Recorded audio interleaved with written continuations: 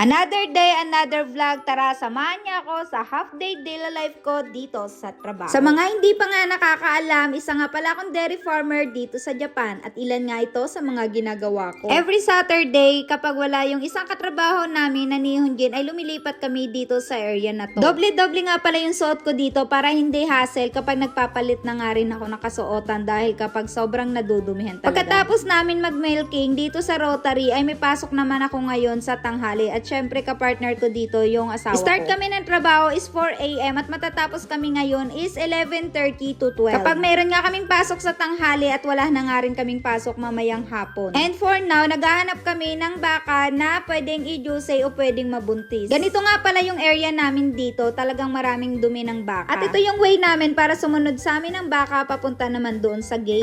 Magiging singer ka talaga dito eh. Yan. Yo! Oh, dami tayo. Yo! Tapos yan yung inuman nila. Hey! Okay. Natin to at magsuswimming na ng pagi. Makapasok na yung mga baka. Grabe oh. Grabe yung tae. Diba tae? Nagwawala sila oh. Nagwawala. Gutom yan. Uy, nagkakasta pa oh. Grabe talaga to guys. Babae na yan. Mga tomboy din to eh. Mga tomboy din to guys. Walang lalaki sa mga yan. Puro lahat yan tomboy. Magbabanlaw nga naman ako ngayon ng tangke. Dalawang tangke nga pala yung gamit-gamit namin dito. Isa sa umaga at isa naman sa hapon. At syempre, nabanlawan ko na yung isa kaya ito na lang isa yung babanlawan ko. Ang kinagandahan dito sa trabaho namin, may kanya-kanya kaming token ng trabaho. Halang all around pero salit-salitan kami sa lahat ng ito. Bawat oras may kanya-kanyang process. At pagkatapos ko nga magbanlaw nitong tangke, ay may iba naman akong gagawin. Dahil ito talaga yung pinaka-process na gagawin ko ay maglilinis ako ng paligid ng Rotary.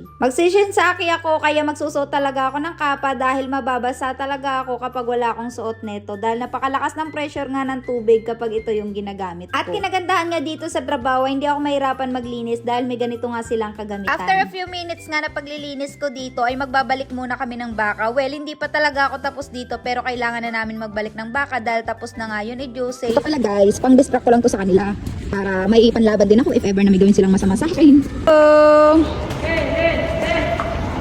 Kaire. Pasok sila sa kulungan nila.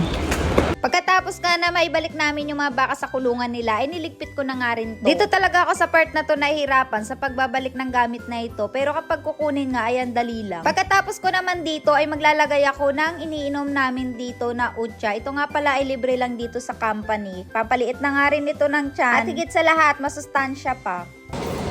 Libreng inumin, nakakaliit ng tiyan, nakakapayat. At saka healthy. Tapos itong karton na to guys, ito yung ginagamit namin para pinaka patungan ng paa namin. Siyempre, nandito kami sa bakahan, di ba? Madumi talaga.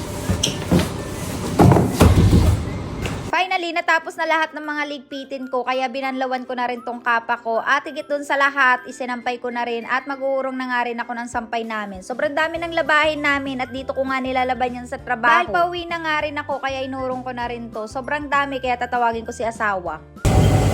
Asawa, dala mo isang basket! Isang basket ng labahin! Sa sobrang dami nga ng damit namin pantrabaho, hindi kinaya ng isang basket na dala ko, kaya pinakuha ko na nga rin sa kanya yung isa. Pinadala ko na rin sa kanya. Tawang-tawa nga ako dahil sabi ko ang dami ng damit natin at ang sabi niya naman, ikaw kasi ang dami-dami mong magsuot. Alam mo ba, ang kinagandahan lang din dito sa trabaho namin, libre na nga rin ng sabon. Ang dami ko nga munang mga pinagagawa bago talaga makauwi ng tuluyan. Nakaurong ko nga lang ng mga nilaban namin, tapos ito, may sinalang na naman. Nag-out na kami ng 11:27 dahil may lakad pa nga kami dahil mag-grocery kami. Sa araw-araw nga ay ganito palagi yung setup namin. Araw-araw din ako may dala ng mga labahin at araw-araw ko ding inuuwi. Laking tulong na rin sa amin na dito kami naglalaba ng mga damit namin pantrabaho dahil nakakatipid na nga rin kami doon sa kuryente. At higit nga rin sa lahat, bawal pagsamahin yung mga damit namin panlakad at pantrabaho dahil nga may amoy yung mga pantrabaho. At hanggang dito na nga lang dahil magbibisikleta na muna ako. Sana ay nag-enjoy ka sa panunood ng vlog ko at salamat nga din pala sa patuloy na sumusuporta. Bye!